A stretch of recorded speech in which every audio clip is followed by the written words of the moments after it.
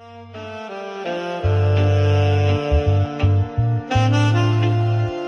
Hotspur have appointed Thomas Frank as their new head coach. And the consistency and the players know the patterns. But of course I'm aware that we need to be flexible sometimes. You look what Thomas Frank has done over the course of 7 highly successful years, you can understand why Tottenham would be interested.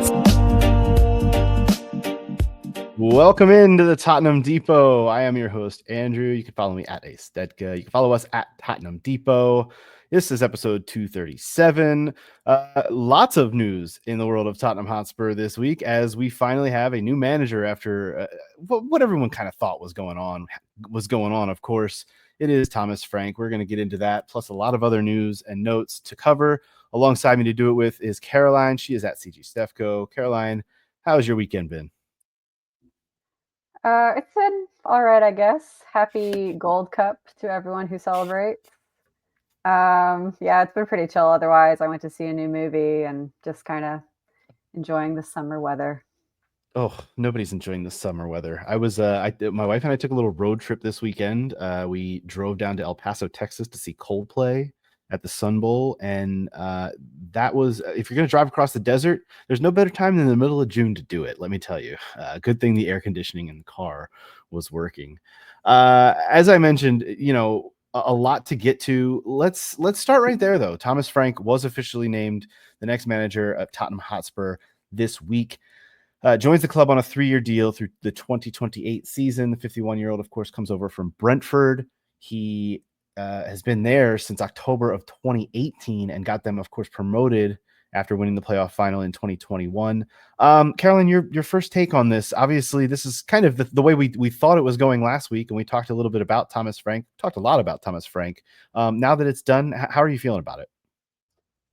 I think good. I know a lot of fans were not wanting there to be a long, drawn-out manager search like we're used to. So in that sense, well done to Tottenham.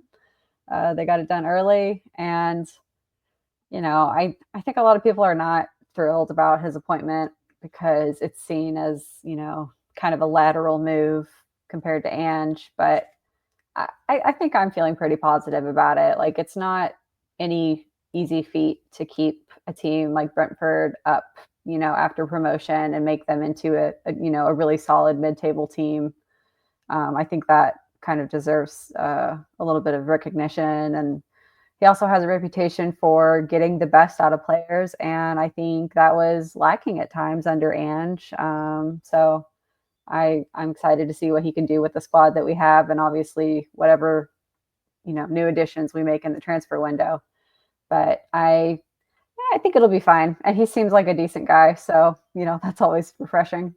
Yeah, we heard a lot of this week after his appointment about his, quote, no dickheads policy, which I think is a good policy for everyone to have in this day and age.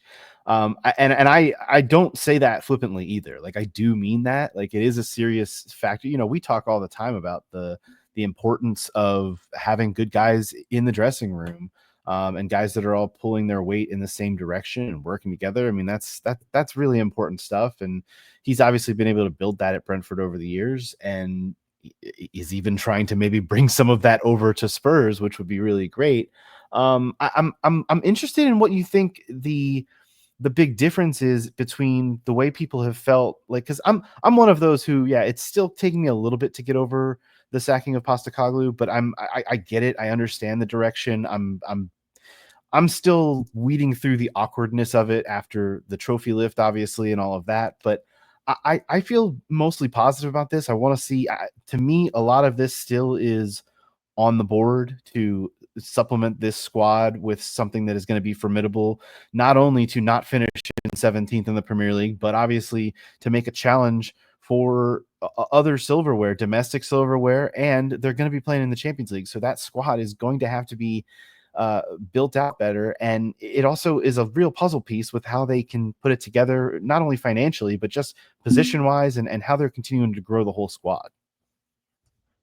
Yeah. And, I think just to touch on the word that you used of awkwardness, it doesn't feel like a normal transition between managers because we've not had any of the sort of, interviews with Frank or like, just promotional content, for lack of a better word. So it kind of feels like they're like slow rolling it, and we're gonna, start to get it in the coming weeks. But yeah, I think he does have a really big task ahead of him in the sense that we're going into Champions League. And I think we're all very well aware that our squad is currently not at Champions League level. So he's got a lot of work to do. But I think knowing that he does have that sort of focus on bringing in the right players who are going to be a cultural fit is going to be important, because we know we could be losing some of those, kind of mainstay players that have been in the squad and had that continuity. Like, obviously there have been rumors about Ben Davis going to Wrexham, Sonny going to, many different places depending on who you talk to. Those are not obviously moves that we necessarily want to see from an emotional standpoint, but I can see the argument that it could be time to, let those players have their legacy be that trophy win and move on to the next part of their career as it's winding down. So it's just going to be, I think, a period of change, and we're going to need, at the same time, players like, James Madison, Vicario, to keep stepping up in terms of the leadership. Because really we want Frank to be able to focus on getting the team into shape tactically as well. Because I think we're going to need to have a little bit more flexibility as we face different opponents, obviously, in the Champions League compared to what we were seeing in the Europa League. Definitely going to be a different challenge. So I feel like right now I'm just more like curious and excited to see what's going to happen. Whereas I think if it had still been Ange in charge, I might have been feeling a little bit of trepidation about, are we going to keep, persisting with some of the things that did not work out and have that risk of the major injuries again. So I'm cautiously optimistic, I guess I would say. Well, and I think that's been the biggest feather, if you will, in Thomas Frank's cap to this point, at least with our getting to know him a little bit better and study it a little bit better, realizing that, okay, I hate to use this word, but there is a pragmatism to his football at times when required. And that's something that so many were calling out for through Postecoglou's tenure, because at times it did require it. And there were times it didn't, and it really paid off too. Like, and we love to see a high line against Chelsea because, we're always going to go for it, mate. I get all of those feelings, but there's just other times where, and you speak to the injuries too. Like, that's the thing for me. I'm really interested to see if that changes at all through this managerial change, because we saw just a historic run of injuries over the last 2 seasons under Postecoglou. And I do wonder if that's just modern football these days and guys are going down like flies because of the number of games. I certainly think that's a massive factor. And that's also something we're going to touch on later in the show. If you're a fan of the U.S. men's national team, perhaps, and my interest in international football, maybe tune in for that. But like, truly, I'm interested to see if we're just healthier through this. And from a squad standpoint, that's so key, because honestly, if this squad that we had this last season was healthy the whole season, that's not a 17th place finish. Now, it might be an 8th or 9th place finish, but if you have a healthy squad throughout, it doesn't get as bad as it did, especially with that back line with Romero and Van de Ven missing so many minutes throughout the season. I think that's the thing I'm most interested in. It's not the tactics so much. I think he's going to play good. I mean, I've liked watching Brentford play over the last few years. They're an attractive side to watch, and that is to their greatest ever manager's credit in Thomas Frank. Right. And, just to get back to what I was saying before, I don't feel like that was a given when Brentford came into the league, that they were going to be able to play as well as they have. And we know that they've had players coming in and out as well. And also some self-imposed restrictions, like the case of Ivan Toney's suspension. He's had obstacles, I guess is my point. And he's been able to deal with them and really get the most out of that team for, a relatively squad that's not at the level of, say, what he's going to have at Tottenham, available to work with. So I think he deserves a lot of credit for that.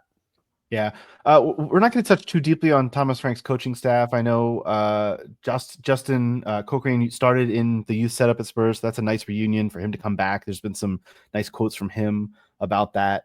But I mean, we just don't know yet, and it's a wait and see. And I'm excited to see. I'm ready for the signings to come. We are going to talk about the big signing from today that they did get across the line. Before we do, unfortunately, we need to touch on one of the vice captains this week speaking out finally. And this was maybe the moment of the week in Spurs social media following because a mere 30 to 40 minutes after Thomas Frank was named officially the manager of Tottenham Hotspur, Cody Romero got on social media and posted his farewell. And we touched on this last week that he was pretty much the only notable player that had not posted a farewell to Ange after his sacking. He waited until Thomas Frank was announced to post this. I just want to make that abundantly clear because that sends a message. And the message itself read as follows: Ange, thank you for these 2 incredible seasons. You're a fantastic coach, but above all, a great person who deserves the best. From day one, you paved the way despite the many obstacles that always existed and always will exist. Beyond everything, we won a trophy and went down in history of this beautiful club, which is the only thing that matters. I wish you the best because you deserve the best, and thank you for everything. Now, if you dozed off there in the middle, despite the many obstacles that always existed and always will exist, is a really, really interesting choice of words there, Caroline. Without saying anything else, I'm interested in your take on those words. Well, I agree with you. I don't think it is a coincidence, the timing of the post, coming out obviously post the announcement of Thomas Frank being appointed. That feels pretty significant to me. And I feel like I've seen, way more sort of like equivocation amongst Spurs fans over this statement, trying to make the argument that, well, we don't always know what a player means. Like, it's open to interpretation. And I would get that if it was one of those, kind of very obviously corporate speaky kind of statements that someone has from like their social media manager, like when it's a player who doesn't actually speak for themselves. But I feel like we have some evidence that Romero is the one actually, writing out these messages. So yeah, I absolutely think it was a pointed comment towards the board about, a lot of the things that I think fans complain about as well, in terms of backing the manager, in quotes. And obviously, Cutie seems to believe that that is not going to change with the changing of the manager. So I think it's pretty fair to assume that this could be a sign that he still wants out, because he's hinted at it many times. And I feel like at this point, we just kind of have to take him at his word that he's not fully invested. Now, does that mean he's actually going to leave this window? Maybe not because of contract logistics, but I think there's going to be sort of similar to, a few years ago when Kane was angling for a move, just having this kind of hanging over the season. And it's not ever a good thing. So I feel like I'm of the opinion that if we can get a good fee for him this summer, it might be time to let him go and reinvest that money. I don't want to do that, but I understand what you mean. I think that I think he's a special player, especially in these last, let's call it 18 months. He has learned so much about how to play in the Premier League, and how to play not just really great defensive football, but really good football. Like he's become a more complete player, I feel like, in the last 18 months. His trajectory is so, and I think it's still going up. I think he can even get better. He's just that talented. So that would hurt. But I do see what you're saying. You say this is a pointed message to the board. I definitely think it's a pointed message. I still don't know who the pointed message is at. I don't know if it's directly at the board. I don't know if it's at the medical staff. I don't know if it's at spirits that have kept Tottenham Hotspur from trophies for so long. I don't know, but these obstacles that always exist and always will exist are a mystery to me. I'd really love to know exactly what the obstacles are and who is causing these obstacles to exist. That's what I'm most interested in coming out of this. It actually is funny that you say that because I really did think solely of Daniel Levy and the board, but I can see that now that it could be about the medical staff because we know he's had his experiences with them, shall we say. So it's tough. I mean, I think at a baseline level, he's not very content with how things are being run at Tottenham, and that's just a frustrating place to be in as a player, but also to know that that sort of tension is there as a fan. Yeah, it's pretty wild that we're going to be putting both Kuti Romero and Manor Solomon on the we'll see if Frank wants him around this summer category of players. But that's, I think, where we are at this point, just with everything going on surrounding him. Well, and I do agree with you that he has been one of our most improved players, I guess, over the Postacoglu era, because when he came, we knew his talent, but it was really a matter of like, does he have the discipline to actually get the most out of himself? And I think he has been, towards the end of this season. We all kind of had some doubts at the beginning of the season, though, which I guess we should think back on in the sense of being fair. But at the same time, I just never feel good about a player being around who doesn't want to be there. And it's true that he's one that is hard to replace on like an actual talent level. But if we can even attempt to, I think it might be time to do it. I hear you, and you certainly wouldn't be selling low. I mean, you're selling basically at the highest possible moment if you're selling Kuti Romero, which would be a nice thing. He wasn't the only center back to make a little bit of noise this week. Mickey van de Ven also had some comments while away on Netherlands duty, calling the decision to sack Postacoglu a strange one. I don't really find it that strange that he would say that it was strange, because I found it strange, and I think a lot of people found it strange, but to actually say it, and he also pretty much just blew the whole Thomas Frank announcement by saying, I think it looks like Thomas Frank's coming in here in the next few days, and then of course a few days later he did, which was another part of this, Wow, which the worst kept secret of the season. a much more minor part of this, but also like, Mickey, maybe don't make club, although the club hasn't really they've done the announcement, they haven't, as you mentioned earlier, they haven't done the whole Thomas Frank is our manager photo shoot thing. But anything to say about Van de Ven's comments? Like I said, I find it kind of strange, and I'm okay with him saying it. It's just, I don't know. You got to comment on these things when they happen.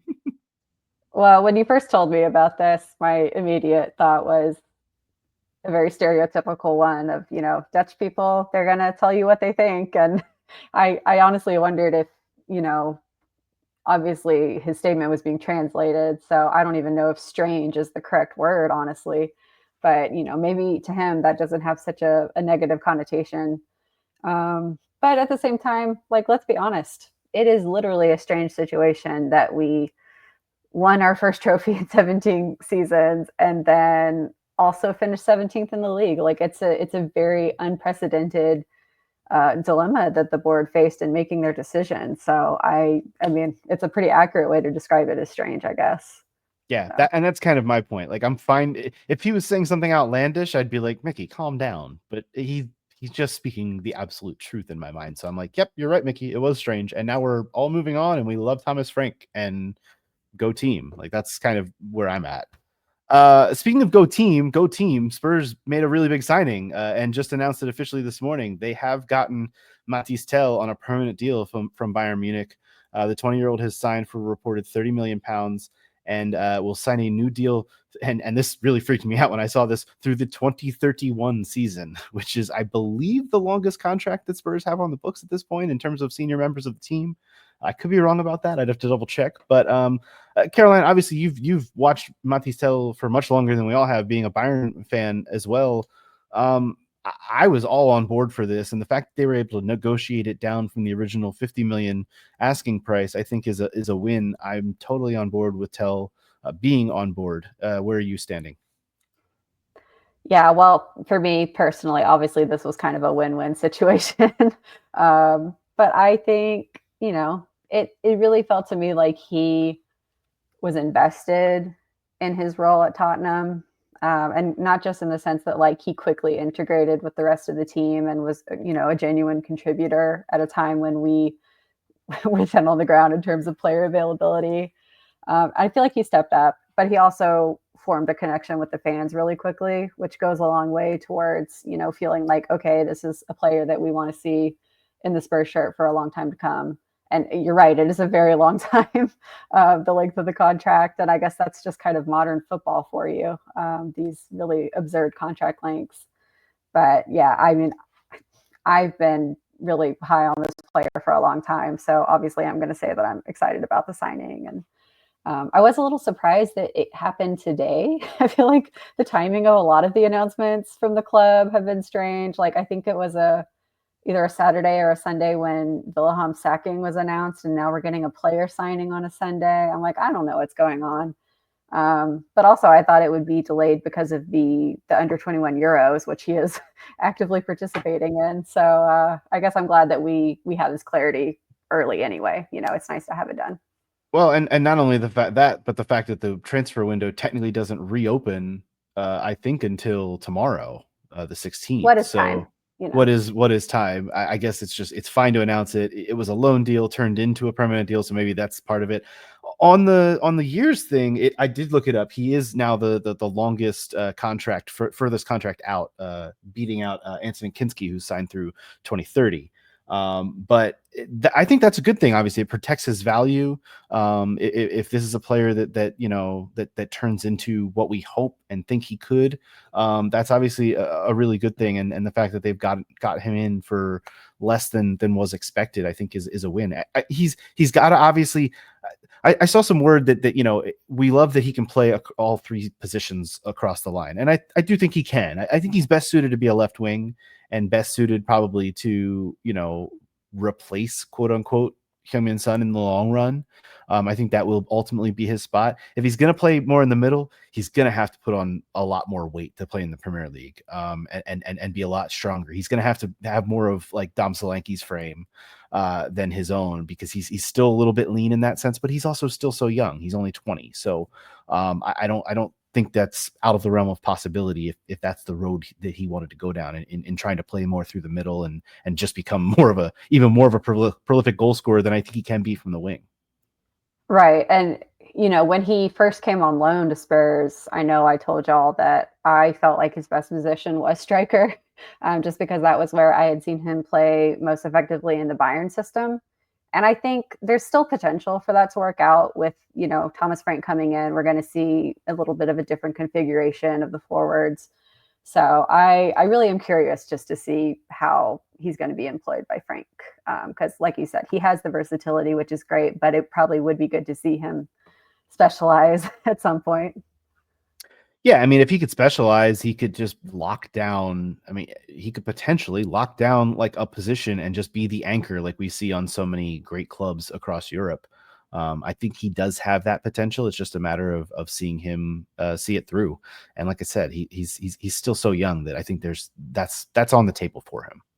Yeah, and I think thinking of it that way, the exciting thing is that we have a lot of players who are in the same position, where we've got this kind of young core coming up who, if we can get them to, form those relationships and to mesh and to have the right formation, we could be setting up for, years of success potentially. So I think there's a lot of things to be excited about. Like, I know there's been kind of this doom and gloom around the fan base, but I really feel like there are some things that you can like take an optimistic angle on. So I'm glad. Especially when you can technically call Tell the third summer signing, like I've seen some people doing with Vucevic and who's the other one that I'm missing? Oh, Kevin Danso, because his loan also became permanent. So technically the third summer signing already for Spurs, which is, Hurry up, Daniel. Damn it. Gosh, come on, man. Let's get on with it. Caroline, I want to go through some news and notes before we wrap the show, talking a little bit about the United States men's national team, which why on earth would we do that? But there's a reason. News and notes wise, there is a lot of transfer rumors out there, obviously, and the window does open back up on the 16th all the way through Monday, September 1st. So transfer season is obviously here. fully. We're diving in with 2 feet, ready to go. The biggest news of the last week is Spurs are still trying to get Brian Mbeumo to come over with Thomas Frank from Brentford. 25-year-old, obviously talented player, Premier League experience. If they can get this kind of thing over the line, I'm obviously all on board. There's a lot of moving pieces up front for this team. We just talked about Tell, obviously. I mentioned Manor Solomon's name earlier. He's apparently going to get a chance to win over Thomas Frank this summer, which is not something anyone saw coming. Obviously, Son is still in the mix for now. You've got Richie still in the mix for now. There's a lot of I mean, I haven't even mentioned Odebear. There's just a lot of bodies to play in the front line. Where would Mbeumo fit in if he comes in, and do you think it would be a good fit? Well, I will say first off that this is the benefit of getting the manager appointment done early. We have obviously still a lot of work to do, but also, like you said, players who we don't know what their status is going to be, if they're going to be sticking around or not, and he needs to have time to assess all of them. So, yeah, it's good from that sense. But I mean, Mbeumo is one of those players that you absolutely hate to be playing against. So I certainly would not turn my nose up at his signing. I think you were just talking about Matthias needing to bulk up a little. I feel like this is a player who does have the physicality. Um, yeah, I mean, he's a finisher. Like we've seen it time and time again. And really that's something that, if you look at the stats from this season, obviously we scored a lot of goals, but we also went through a lot of periods for like individual players where they were going through droughts, and we need to have more consistency, I think, at the same time. So I would like to see this signing, and having it be a player that Frank is already familiar with and already has a relationship with, I think can only be a good thing. I hear you. I also just realized I didn't even mention the man who scored the Europa League winner, technically scored the Europa League winner, Brennan Johnson. Like there's just so many bodies up front, and that's why I'm like, yes, I'm all in favor, but you can really only play like 3 of these guys in some combination at a time. And I know we need depth, but it feels like a lot of bodies. So I'm interested to see who kind of comes through the summer and comes through the fray.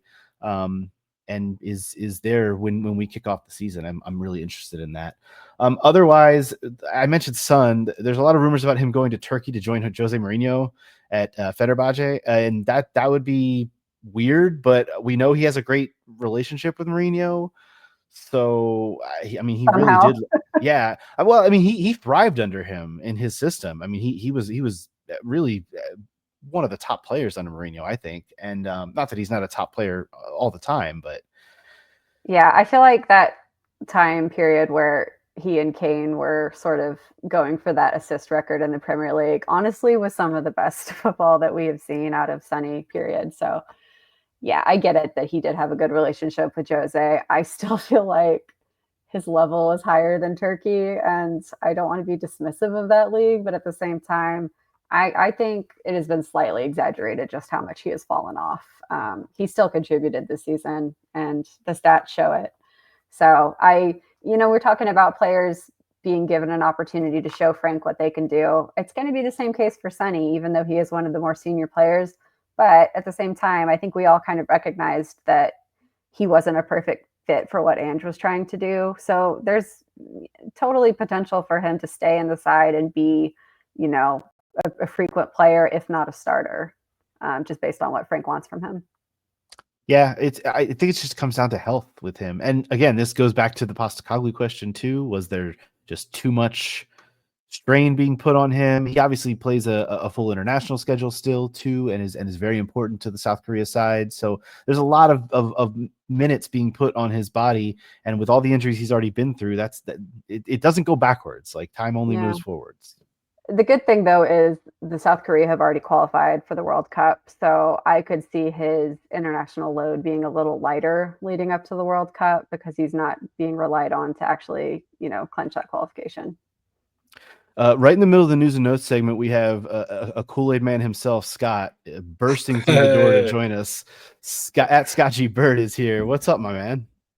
Speaking of the Kool-Aid man, have either of you seen that new show on Apple TV called The Studio? Seth Rogen's new show. I'm familiar, but I haven't watched it yet. Yeah. All right, well, you should watch it. You'll understand the Kool-Aid reference after you do. But yeah, what's up, y'all? A little late. I was fighting a 3-month-old to bed. Just wrapped him up, swaddled him up, boom, gave him to his mom, and here we are. So. Well, hey, we can put a pause on the news and notes real quick. I want to get your quick thoughts on Thomas Frank before we move on, because we've already touched on him. But obviously the news was made official this week. How are you feeling about it? I don't know. It's kind of where we were, yeah. Yeah, I mean, I think you guys know I'm kind of at a point where Spurs, where my reactions to everything is just whatever, man. Like we'll see. I was, say apathetic or agnostic. I think both of those words apply to the way I feel about the sacking of Ange Postecoglou, the hiring of Thomas Frank, just the Tottenham Hotspur in general. But I think he's a really good manager who does a lot with a little and gets more out of his squad than he's supposed to, which that type of manager I think benefits Spurs tremendously. I think that's probably Pochettino's strongest suit, and I think that's why we had a little bit of a good run under him, right? So I think, and I will say there's a little bit of a comparison there. I think Pochettino was probably very similar to where Thomas Frank is in his career when we hired him. Southampton had finished a little bit higher up the table than ninth, if I'm not mistaken, when we hired Poch. But either way, I think there's comparisons there. So I think it's a good hire, in theory. I also think he's a very flexible manager who does bend the shape of his tactics to his squad, which is something we've all been calling for quite a while. Don't squeeze the team into the tactics. Form the tactics around the team that's in front of you, right? So I think he'll do a better job than Ange. Maybe that answers my question right there, but yeah. Which when you're talking about 17th isn't hard to do, but I hear what you're saying. For sure. I hear what you're saying. Go ahead.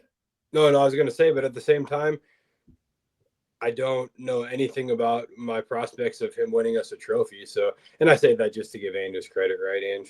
Ange did a lot, but I still think Thomas is probably an overall much better manager for us.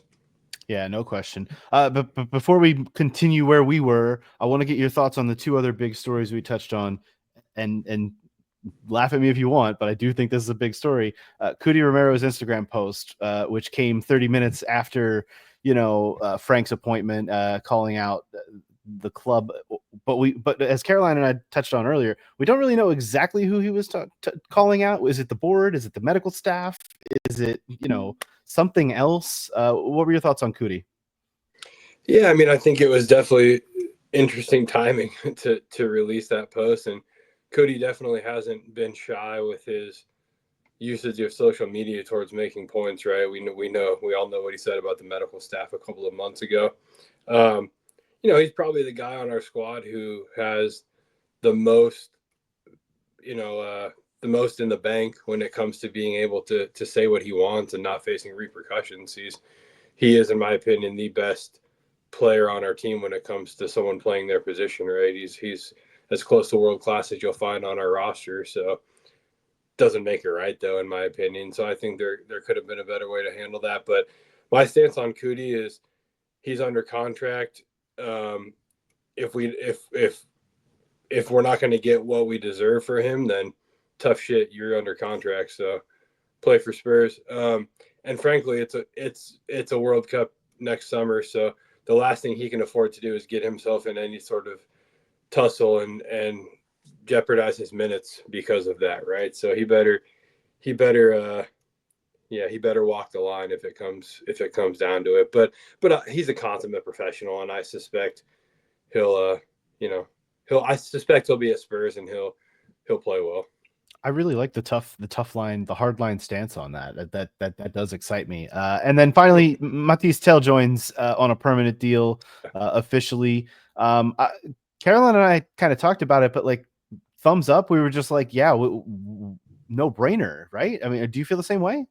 Yeah, I mean, I think it kind of felt like he was already a Spurs player prior to this news, but yeah, I think it's a really good signing, and I don't know why we wouldn't make that happen. It sounds like Thomas Frank is very interested in him as well. And the thing that's interesting about Frank is his front three is very fluid. He doesn't necessarily use a true nine. I mean, he did with Ivan Toney, right? But when Ivan Toney took took the bag and ran off. He adjusted his front three to be much more fluid. Sorry, I didn't need to go there, but I did. No, I laugh. Yeah. Yeah, but I think his front three became much more fluid. So I think Tell's somebody who actually could play the striker position pretty well in Thomas Frank's system. So it's going to be interesting. And on that note, the one question I have actually amongst our attack is Dom Solanke, because I don't think he fits Thomas Frank's system very well. So it's going to be interesting. And I only bring that up because we're talking about Tell, and I think Tell sees himself as a 9, and he may just be a little more well suited to Thomas Frank's system than Solanke is. So we'll see. Yeah, we will have to figure that out. We were talking earlier. There's so many options up front right now, and it'll be interesting to see how it all shakes out over the summer as the window does open back up. Looking forward now to the summer, we know the window's opening. Spurs also made a few announcements this week. They've confirmed another date for their preseason run out to South Korea. They're going to face Newcastle United on Sunday, August 3rd. And then they're also going to play a preseason match before they head out on their Asian swing against Luton Town. They're going to play at Luton Town on July 26th for a preseason match. I think that's kind of cool. They're going to, go to Kenilworth Road and give them a gate. I think that's a good move for Spurs. Of course, Luton were in the Premier League 2 seasons ago and now have suffered 2 straight relegations back down to League One for you. That's a real bummer for them. So nice for Spurs to throw them a bone. And then this week we will actually learn of Spurs fixtures for the Premier League season. That's coming up this Wednesday is Premier League fixture release date. So do we have any, isn't it always like Brighton away? Isn't that always the opener? I feel like I've gotten used to like either Brighton or Southampton away as the opener over the last few years. But any interesting matchups you guys are looking forward to as to where they'd fall on the calendar? Or I'm just looking forward to like trying to balance all of this with Champions League again this year is like really overwhelming me. I think it would be funny if we had United as our first game.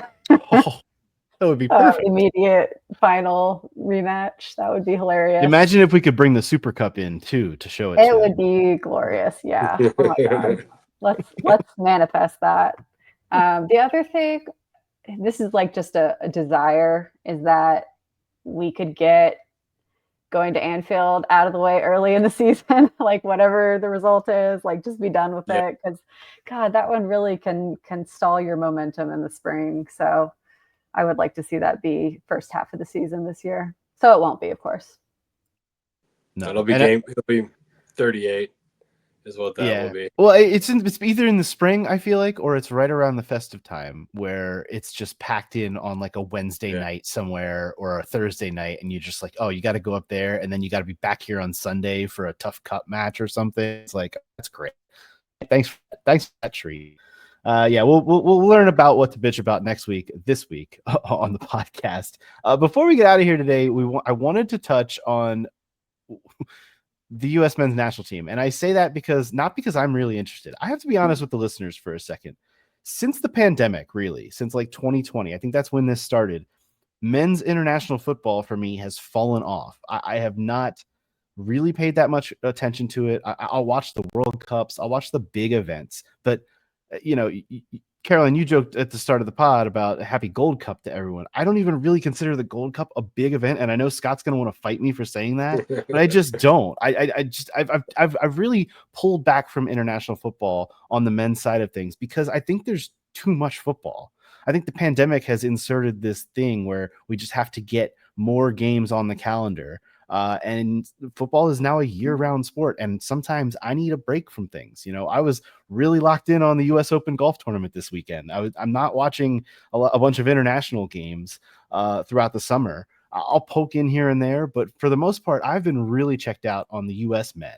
And I know Mauricio Pochettino's coaching here now, and all I've heard over the last couple of weeks is drama. It honestly, it sounds like a Real Housewives episode when I see news about the U.S. men's national team. And I kind of wanted you guys to basically tell me what the hell's going on, and do I need to be interested, or is this all going to go down in flames like it looks like it's going to go down in flames ahead of hosting a World Cup 1 year from now?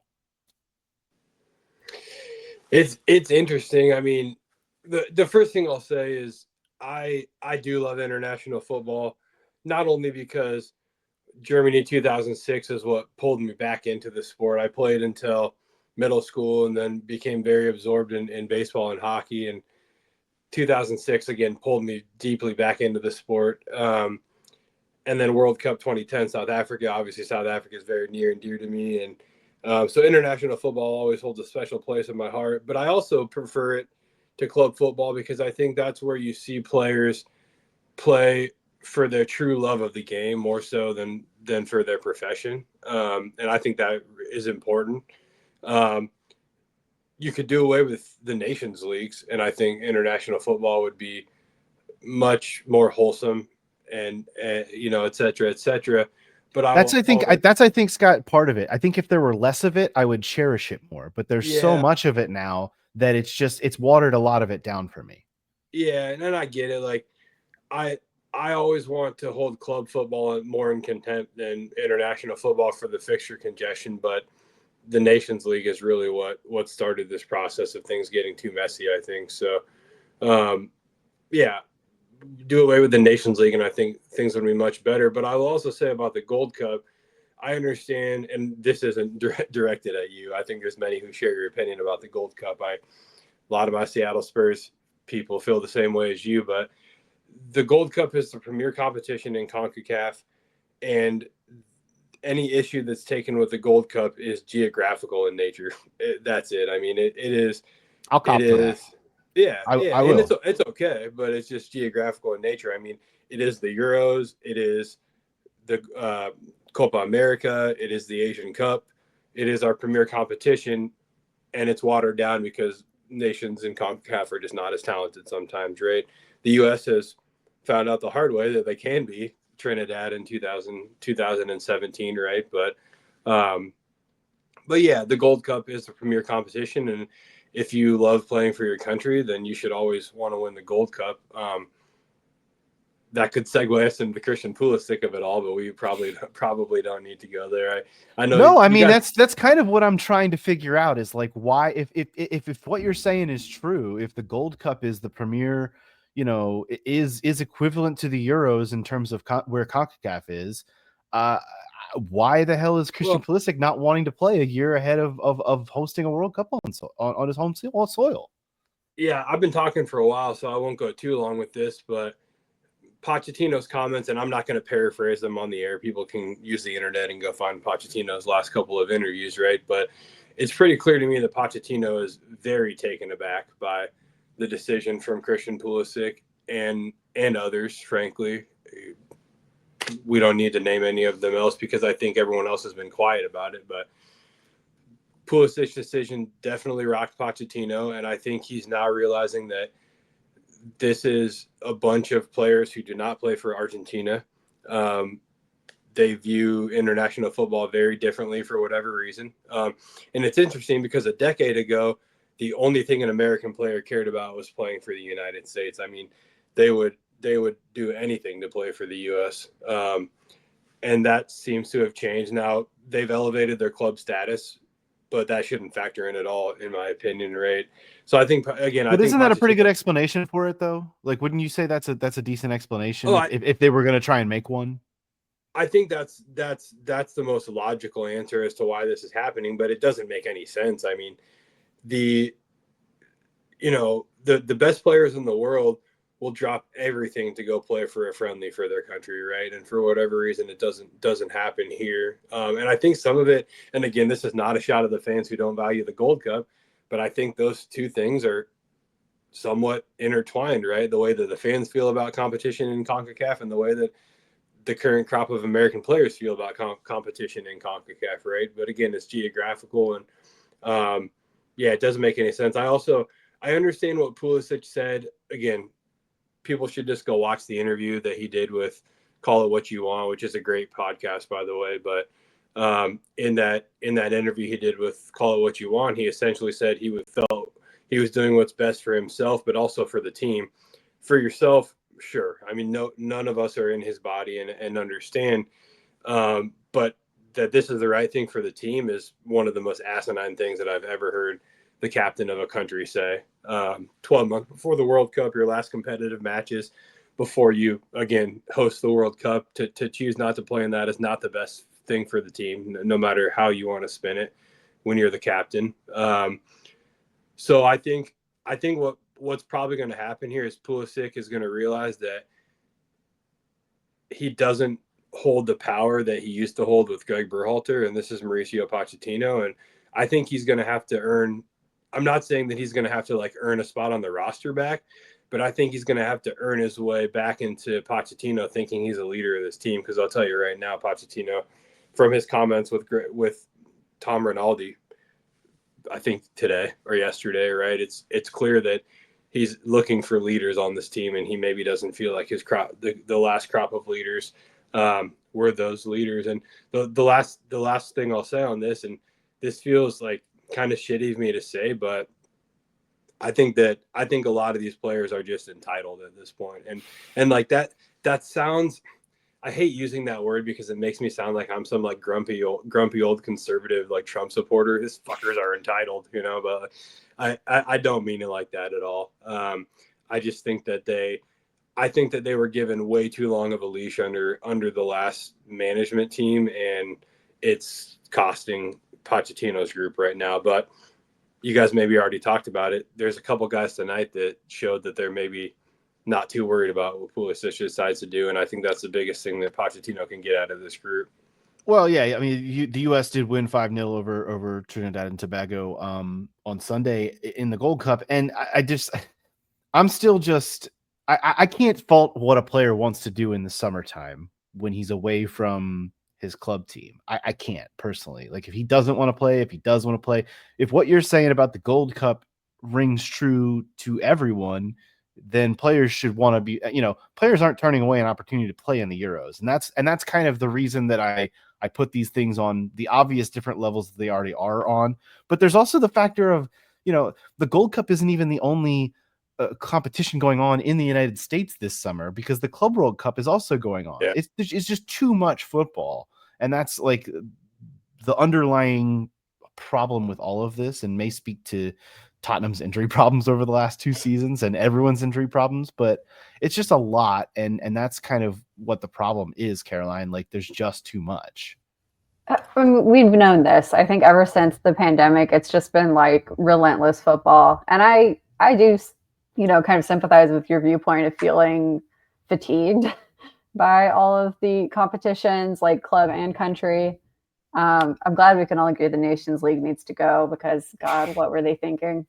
But I think it's also tough for fans who want to be engaged with the U.S. men's team. And I don't feel like we have this problem on the women's side, because obviously they're an extremely successful team, and everyone's always excited to watch them. But with the men's team, there's still this battle that the federation is having of getting people to buy in. And now they're also having that issue with players, which is a mess, quite frankly. And, I went to the friendly on Tuesday against Switzerland, and it was very interesting to hear, things that people were saying in the stands. And because I feel like people are educated and knowledgeable about, who's in the player pool, who wasn't at that game significantly. And like you said, with the Club World Cup, we've got a few players, really key players, who have been ruled out. And it's ridiculous that FIFA thought it was okay to have these competitions running concurrently. That really upsets me, frankly. But, fans want to care about this team, but then you see performances like on Tuesday night where it's these guys have never seen each other. Frankly, the manager wasn't helping much. I've been a little disappointed with Pochettino so far. Hey, careful! That's future Tottenham Hotspur manager Mauricio Pochettino. Yeah, sorry. Sorry. I mean, that is how this all goes, right? Pochettino ends up getting sacked before the World Cup even starts next summer, and Thomas Frank struggles through his first 12 games, and all of a sudden there's a match made in heaven, and it just happens like I'm just kaboom. going to pretend you said none of that. I know I've been joking about this for weeks. I'm just going to continue to joke about it. Yeah. And see how far that gets us. No, it is. It's a problem of too much football, and it's a problem of, I mean, look, when it comes to the U.S. men at this point, it's apathy, and that's the part that'll really get. Like, if they stunk, if they were bad, and it was almost like, comical to watch, like maybe it would be comical to watch, but it's I'm apathetic. Like, they won 5-0 against Trinidad and Tobago today, and I'm like, okay, that's what you were supposed to do, but like, what's it all mean, and what's the point of it all, really? Well, but even with today's game, you had a player like Diego Luna who was being frozen out of the team for so long. And that just kind of speaks to the dysfunction, from sort of the sporting director level down on the men's side. But to get back to the Pulisic of it all, I really agree with Scott. I think it's a terrible look, especially considering that his club team is not even going to be in Europe this season. He's not going to have the heaviest game load that he could leading up to the World Cup. And I do feel like he had to prioritize these matches to be at. And then if he wanted to take off some friendlies between now and the World Cup, fine. But to me, this just is a big stain on him. And the fact that he's a leader in the team makes it even worse. And, I really think that the